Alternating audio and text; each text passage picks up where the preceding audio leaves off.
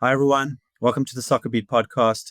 We're talking Kaizer Chiefs, doing a match review of their Carling Knockout Cup exit to Stellenbosch on penalties. Got Coach Farouk Khan with me and Kaizer Chiefs legend Tsepo Masilela. We're going to crack on shortly, but hit that subscribe and like button if you can. Let's get the visibility up. We have to start at the end because it was quite a cagey game in terms of, both teams cancelling each other out. But at the end, we had a lot of drama. If the fans maybe didn't see it, Kaizer Chiefs decided late in the game to make substitutions with penalties in mind, and one of those was to take off the goalkeeper Ntwari, making his first appearance in about a year for Chiefs. Often not a bad performance, and then to bring on Bruce Bavuma in goal, for the shootout specifically. And what happened is the keeper refused to actually come off. So Bruce Bavuma didn't come on, and Ntwari stayed on for the spot kicks. Now, Coach, I'm going to start with you. There's a lot to read between the lines here. If a player, as you as a coach, if a player refused to come, actually refused to come off, and Ox also tried his best not to be subbed off as well. He was very reluctant to actually leave the field. What do you think this actually means for the relationship between the coach and the players, and maybe some unspoken issues or your discipline in the background? Well, I think the worst situation is just not the relationship, Grant, but the impression that it leaves with the fans, as far as the coach is concerned. Basically, it tells you that the coach has lost the change room. If this happens with these two players, what does it tell the other players? That they can also do exactly the same? Because, you can't have a situation where you treat some players in one way and other players in another way. The mere fact that, firstly, Ox refused. He didn't want to come off, and I can understand maybe want to be part of it. But, as a player, irrespective, when the coach makes a substitution, irrespective of his decision, you got to ensure that you walk off that field. Ntwari was nonchalant as well. I mean, he was just like, I'm not going off. And at the end of the day, the coaches had to eat humble pie and accept the fact. So they've just lost basically the respect, not only of the fans, but of their players as well. Because now it becomes, they've set the precedent down. And once you as a coach has lost the change room, I mean, you are destined for disaster moving forward. Especially now that the result has been a negative result. Everybody is going to dissect the situation. There's going to be a huge post-mortem. Come tomorrow, the newspapers. Tonight, I mean, people are going to talk about, besides the fact that you lose on penalties. It's normal. The best teams sometimes lose. But the mere fact that last couple of minutes where they substitute took place, and they left it for the very, very last minute as well.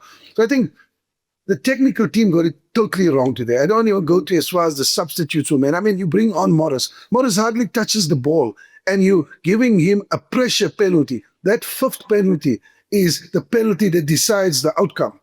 How in heaven's name do you do that to a player? Because you could see you can look at body language plan. When a player goes up for a penalty, you can immediately see that this player is not confident. And you could see that in Morris's eyes. And then to crown it all, Solomons now comes after Barnes has scored his penalty. Now the pressure is twice as much. He now has to score to ensure that they still stay in the penalty shootout. So I think, in all fairness, the technical team got it disastrously wrong. Yeah, it's hard to disagree, Coach. And Tsepo, I'm very keen to hear, your perspective as a player. I mean, this has happened a lot more in football in recent years. We know the Netherlands with Louis van Gaal brought on Tim Krul in goal. He was a specialist penalty saver, and he actually won in the shootout. And we saw Chelsea try to do it as well under Maurizio Sarri. They tried to take off Kepa for a penalty shootout and bring on Willy Caballero, who's also a penalty specialist. But I think the difference is the one of the Netherlands was pre-planned, so the goalkeepers knew what was happening. The Chelsea one wasn't. Kepa refused to go off, so it's kind of Ntwari's Kepa moment. And Kepa was he had to apologize to his teammates. He sat out for a game or two, but the coach never really recovered that authority. I'm keen to know what you make of it as a player and how you would respond in the changing room to all of this. Yeah, it's an unfortunate incident, but the detail here, when you say pre-planned, so everyone knows what's going to happen if we get to this moment, right? And again, it shows that, again, players, I would also add on the coaches what he said, regardless if you feel that you're playing good or you're having a good game, a coach's decision has to be a coach's decision. That stays. That's how it is. That's how you lead when you want to lead a team and you want to install discipline. But But again, in such cases, right, it happens and it's not a good look for everyone, also for the whole Kaizer Chiefs brand. But going forward, it's either there should be fines or something must happen so that it doesn't get out of hand. Because if they keep quiet and let it slide, the other guy will take a chance also next time. He will say, okay, this happens, and no one addresses the issue. It should come from also as far as the sporting director. He's got the powers to say, someone must be fined or someone must be disciplined, left out for the next game. And believe me, with such incident as players, you do it, and you think it's okay, if you win, whether you win or lose. But at the office, the management and the coach, they've got your name noted down there. That, I think here we have a selfish player. He's thinking about his own shine, his own personal glory. He wants to be on the headlines tomorrow. And also, also it questions again the leadership of the coaching staff. How the relationship with the players right now. Because we all know when Nabi was there, we all knew Nabi is the coach. So since the two guys took over, we don't even know who's the head coach, who's the assistant, or the co-coaches. At some point, I saw Kwele having a go at Coach Kaizer, and you could see that there's a bit of words being exchanged. And again, I don't know if the Kaizer Chiefs fans picked up that moment. Again, when you see these small things, you're seeing a team that's not united. And going forward, it can be an issue. Yeah, Coach, let me just ask you, Quino, because Tsepo says he wants to see some action taken. And you even mentioned that in the week with Mayo's selfish act, there could have even been some sort of maybe internal fine, even if it was kept out of the public. That's two issues this week already, or three if you include Ox's one. It's not a good sign. And as Tsepo said, we don't really know what the coaching situation is, partly because Chiefs haven't spoken, but also because the team sheet's got Ben Yusuf as first assistant coach, and then Cedric Kazi as second assistant coach. So is now Ben Yusuf the actual coach with an assistant? It's actually very confusing. So firstly, the punishment, and then also, do you agree with Tsepo that there has to be clarity now with 2 weeks for the club with no games? Absolutely. I mean, you as a player, you want to know who's the person that you report to. I mean, there's 3 coaches now, even though there's 2. My story with the goalkeeper coach, he's shouting instructions. He's busy. I mean, he should just sit down, firstly, because already you have a problem with the players understanding who is the one that they have to listen to. Now he adds more fuel to the fire, because now, I mean, it's not just about he's harmless. It's nothing. It is something, because now you got a situation where the head coach has just stepped back. Now you got 2 assistant coaches. The mood in the camp is there's still a lot of uncertainty amongst the players on what's the way forward. And you can say the players amongst themselves have rallied together and said, listen, we're going to ensure that the team comes first. Now you have the Mayo incident, and Mayo correctly apologized publicly. He said, I accept it was my mistake. I do apologize, and I accept the criticism. So that was a very good thing to do for Mayo, to ensure that the team stays united. Now this incident comes about. Now we go back to where we were last week, where the Mayo incident took the headlines. You don't want the headlines like that. You want to have headlines about the performance of the team. You don't want to have headlines about the fact that the player decided that he didn't want to come off. Because now, if you don't do anything with it, you're setting a precedent. If you do something with it, it's also a problem now, because the fact being that these players will feel that they are victimized. You know what I'm saying? They came on, they had a good game. Ox had a very good game. I think Ntwari wasn't bad as well. So now it's a case of you don't want to create disunity, Ikran. And this incident is definitely something that can create a bit of disunity now, because we know now out of the last 5 games, Chiefs haven't won 1 match. Yeah. I mean, under these coaches, they've had 5 games. They've had 3 draws, the Maruma Gallants, AmaZulu, and Stellenbosch today. Obviously, a loss in penalties, a loss to Kabus Corp, and then a win against Kabus Corp, but it only leveled it up on aggregate, that 1-0 victory. So it's 1 win in 5.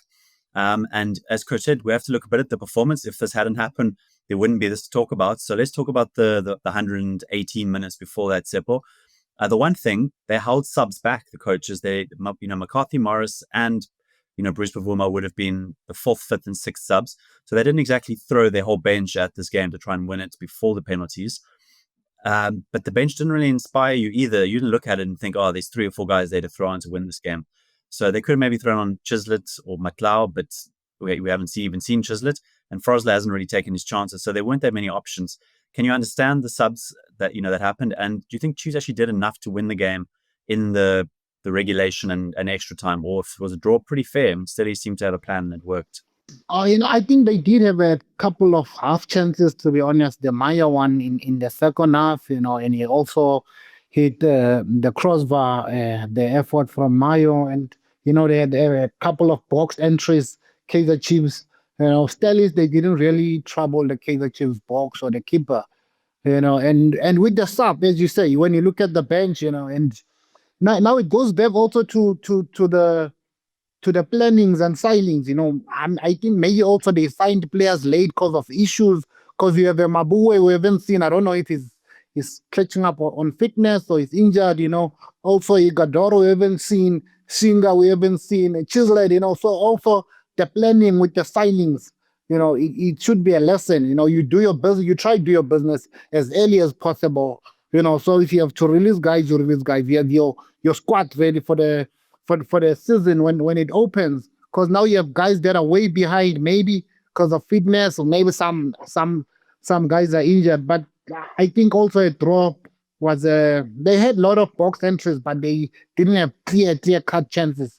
Kaizer Chiefs. Maybe a draw was a fair reflection of the game. And with the subs, with the subs, man, it was one where you're playing a lotto. You bring in a Morris who's never started a game the whole season. You can't blame the poor boy. Maybe he was thinking he's not even going to make the bench today. He got a surprise yesterday. Today, gets another surprise. I know you must be professional. You must stay ready, but also mental. We players are also human beings. Maybe he got a double surprise of making the team and surprise of coming on late to take the fifth penalty. And taking a penalty. I mean, the fifth penalty, which you'd thought Ignacio Miguel, having been the penalty taker, would step up as the captain, at least take the pressure off his teammate. I don't know who decided that. Sometimes coaches like to decide the order, but sometimes players put their hands up or don't put their hands up. So it's a bit of a worry. Coach, do you think Chiefs did enough to win the game? I mean, late in the game, they faced 10 men, but they didn't really test Mokobodi all that much after his yellow down the left-hand side. Morty, not one of his more effective games. Velabai still doesn't seem to be available because of the whole dispute over his signing. And then, of course, Morris and Chislett, this is 11 games played. This is Morris's first few minutes. Chislett, 0 minutes. The options, they really do need Igudaro back after the break. Do you think they did enough to actually squeeze a victory, or was just basically just two teams cancelling each other out for 2 hours? Would we still be waiting for a goal if the game was still being played?